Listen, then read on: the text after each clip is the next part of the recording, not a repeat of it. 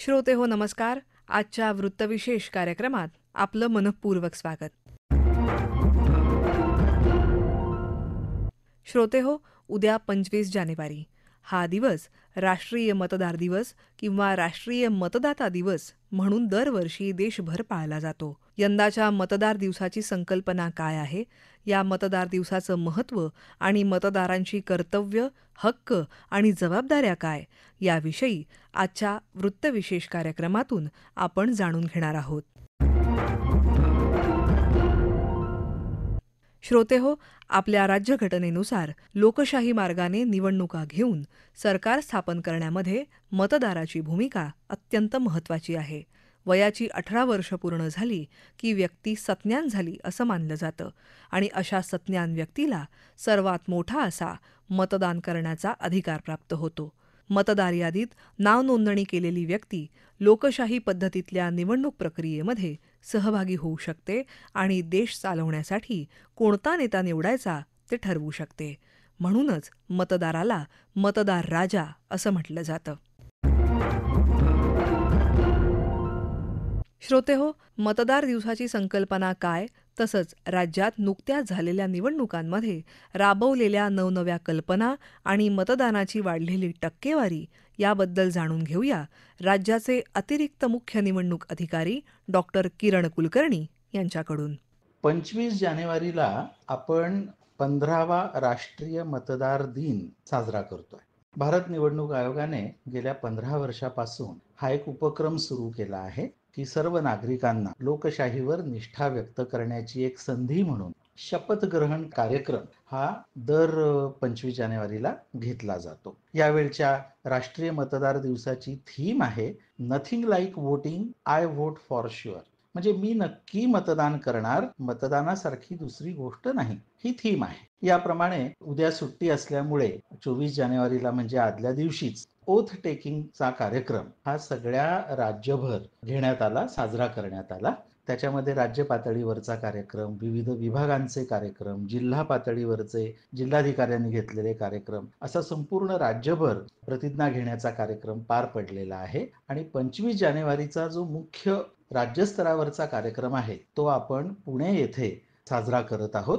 या कार्यक्रमामध्ये लोकसभा आणि विधानसभा निवडणुकीत ज्या अधिकारी कर्मचाऱ्यांनी उत्कृष्ट काम केलेलं आहे त्यांना पारितोषिकं आणि पुरस्कार देण्याचा सुद्धा समावेश आहे. 2024 हे वर्ष महाराष्ट्र राज्यासाठी निवडणुकांचंच वर्ष ठरलं. एप्रिल मे मधल्या 48 मतदारसंघांसाठीच्या 5 टप्प्यात लोकसभा निवडणूक आणि नोव्हेंबरमध्ये 288 मतदारसंघांसाठी एकाच टप्प्यात विधानसभा निवडणूक, अशा 2 निवडणुका लागोपाठ घेण्याचं आव्हान राज्याच्या निवडणूक यंत्रणेसमोर होतं आणि राज्यभराने निवडणूक यंत्रणेने हे आव्हान अतिशय यशस्वीरित्या पार पाडलेलं आहे.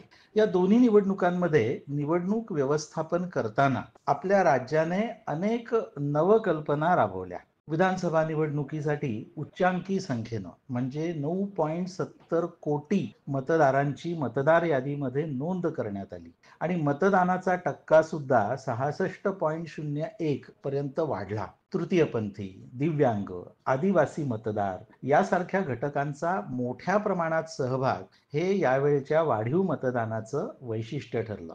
नागरी भागामधला मतदानाचा टक्का वाढण्यासाठी स्वीप उपक्रम, मतदान केंद्र जाणून घ्या हा उपक्रम, मतदार ओळखपत्रांचं वाटप, आदर्श मतदान केंद्रांची उभारणी, ईव्हीएम आणि व्हीव्हीपॅट याबद्दलच्या जनजागृती मोहिमा, अशा राज्यभर केलेल्या प्रयत्नांना चांगलं यश आलं. उत्तुंग इमारती आणि गृहनिर्माण संस्था इथे उभारण्यात आलेल्या 1185 मतदान केंद्र आणि दिव्यांग 85 वर्षावरचे वृद्ध यांच्यासाठी गृह मतदानाची सुविधा याबाबत महाराष्ट्र राज्य देशामध्ये सर्वात पुढे राहिलं. लोकसभा निवडणुकीच्या अनुभवातून भारत निवडणूक आयोगाने मुंबई महानगरपालिका आयुक्तांना निवडणुकीची जबाबदारी देण्याचा निर्णय घेतला आणि हा निर्णय कल्पनेपलीकडे यशस्वी सुद्धा ठरला. मतदान केंद्रावरच्या उत्कृष्ट सुविधा, माध्यम नियोजन, सोशल मीडियावरचं आपल्या राज्याचं काम, या सर्वाचं भारत निवडणूक आयोगानं विशेष कौतुक केलंय. निवडणूक कर्मचाऱ्यांच्या प्रशिक्षणासाठी आय गॉट या प्लॅटफॉर्मवर राज्याने तयार केलेला मराठी भाषेतला दृकश्राव्य प्रशिक्षण कार्यक्रम देशभरातला असा पहिलाच उपक्रम ठरला. निवडणूक कर्मचाऱ्यांच्या टपाली मतपत्रिकांसाठी राज्य समन्वय केंद्राचं उत्कृष्ट काम झालं. दुर्गम भागातल्या मतदान केंद्रांवर सर्व साहित्यानिशी आपले मतदान कर्मचारी जिद्दीनं पोहोचले. हा सगळा जो खटाटोप होता तो मतदारांनी मतदान करावं म्हणून मतदार राजासाठी केलेले हे प्रयत्न महाराष्ट्र राज्यामध्ये कल्पनेपलीकडे यशस्वी ठरले. आचारसंहितेचं पालन तपासण्यासाठी सी विजिल ॲप प्रचंड लोकप्रिय झालंय आणि नागरिकांनी त्याचा भरपूर उपयोग सुद्धा निवडणूक काळात केला. प्रलोभन विरहित निवडणुकांसाठी यंत्रणेने केलेल्या जप्तीच्या कारवाईचा आकडा एका महिन्यात विक्रमी 800 कोटीवर गेलाय.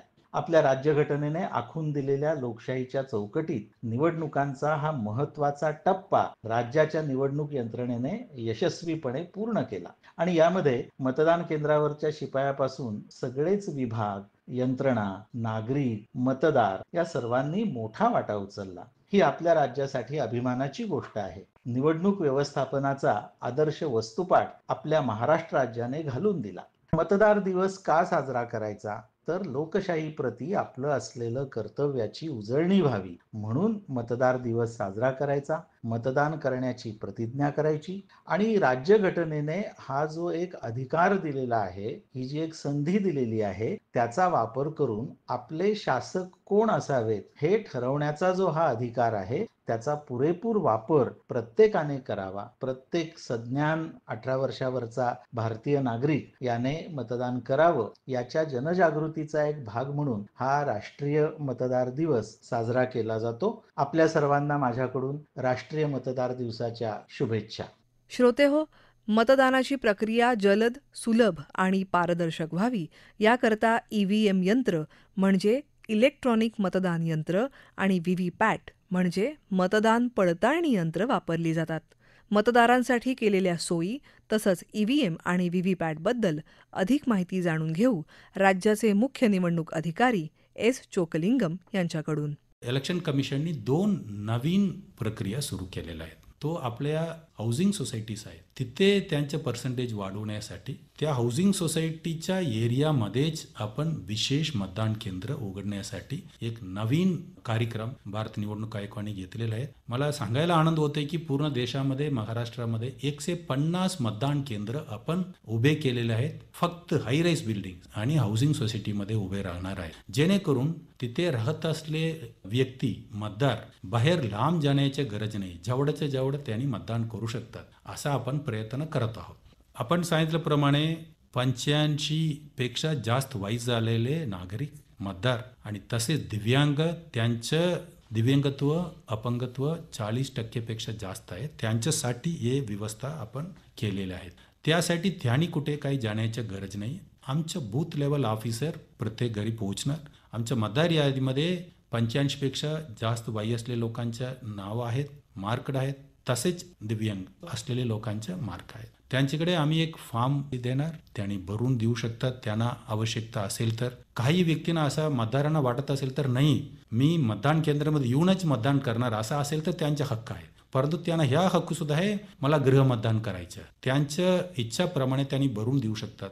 तसं भरून दिलं असेल त्यांना पोस्टल बॅलेट मार्फत त्यांच्या घरी येऊन त्यांचे मतदान करण्यात सोयी करण्यात येतील.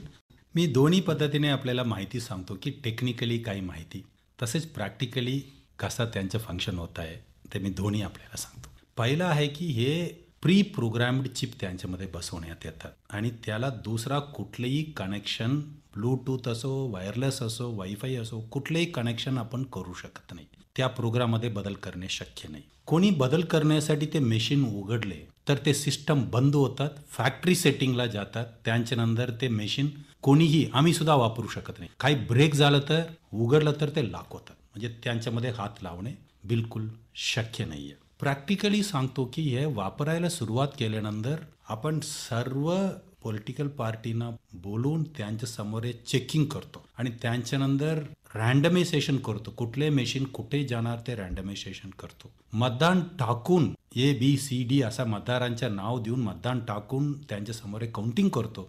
पहा, आपण उमेदवाराला 50 मतदान दिले, 50 मतदान आलेला आहे ते करतो. आणि त्यांच्यानंतर आपण चेकिंग केल्यानंतर लॉक करून ठेवतो. त्यांच्यानंतर मतदान केंद्रापर्यंत घेऊन जातो. त्यांच्यानंतर सुद्धा आपण पोल्ड EVM आणतो. हे सर्व पब्लिकली व्हिडिओ रेकॉर्डिंग करून आणि सर्व पॉलिटिकल पार्टींना संधी देऊन तुम्ही तुमच्या प्रतिनिधी तिथे ठेवू शकता. ते सर्व आपण सुविधा उपलब्ध करून देतो, जेणेकरून त्यांच्यामध्ये मशीनमध्ये हात लावण्यासाठी कोणाला संधी असणार नाही. टेक्निकली शक्य नसेल तर सुद्धा कोणी हात लावू नये म्हणून सर्व सुविधा शासन घेत आहेत. इतर पक्ष, इतर उमेदवार सुद्धा पाहायला त्यांना संधी दिलेल्या आहेत. शेवटचे एक आणखीन प्रॅक्टिकल आहे. हे प्रत्येक वेळ मतदान होताना अलग अलग पक्ष निवडून येतात. अलग अलग वेगळे पक्ष निवडून येतात. त्यांच्यामधून सुद्धा आपल्याला क्लिअर झालं पाहिजे की कोणी मॅनिप्युलेट करू शकत नाही. कारण या इलेक्शनमध्ये एक पक्ष होऊ शकतात, दुसरा होऊ शकतात, एक वेळेला एक उमेदवार होऊ शकतात आणि दुसऱ्या ठिकाणी दुसरा प्रायव्हेट इंडिपेंडंट उमेदवार सुद्धा येऊ शकतात. हे अल्टिमेट पुरावा आहेत. रिझल्ट इज काय आपल्याला मतदारांनी काय मतदान देतात त्यांच्यावर आधारित आहे.